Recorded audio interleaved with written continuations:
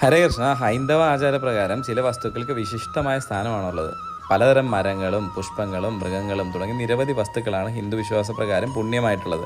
അത്തരത്തിലെ ഏറ്റവും പ്രധാനപ്പെട്ട ഒരു വസ്തുവാണ് തേങ്ങ. ഹിന്ദു വീടുകളിലെ ഒട്ടുമിക്ക എല്ലാ ചടങ്ങുകൾക്കും ഒഴിച്ചുകൂടാൻ പറ്റാത്ത ഒന്നാണ് ഈ തേങ്ങ എന്ന് പറയുന്നത്. കല്യാണം ആയിക്കോട്ടെ, ഉത്സവം ആയിക്കോട്ടെ, പൂജ ആയിക്കോട്ടെ, ഇതിനെല്ലാം തേങ്ങയ്ക്ക് വളരെ പ്രാധാന്യമുണ്ട്. ഹൈന്ദവർ പുതിയ സംരംഭം തുടങ്ങുമ്പോഴോ ഗൃഹത്തിൻ്റെ നിർമ്മാണ പ്രവർത്തനങ്ങളൊക്കെ തുടങ്ങുമ്പോഴോ വാഹനം മേടിക്കുമ്പോഴോ ഒക്കെ തേങ്ങ ഉടയ്ക്കുന്ന പതിവുണ്ട്.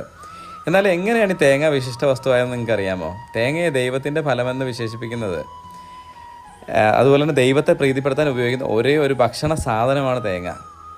പവിത്രവും ശുദ്ധവുമായ നിരവധി ഗുണങ്ങളാണ് ഈ തേങ്ങയ്ക്കുള്ളത്. നാളികേരത്തിൻ്റെ 3 അടയാളങ്ങൾ ശിവൻ്റെ കണ്ണുകളാണെന്നാണ് പറയപ്പെടുക.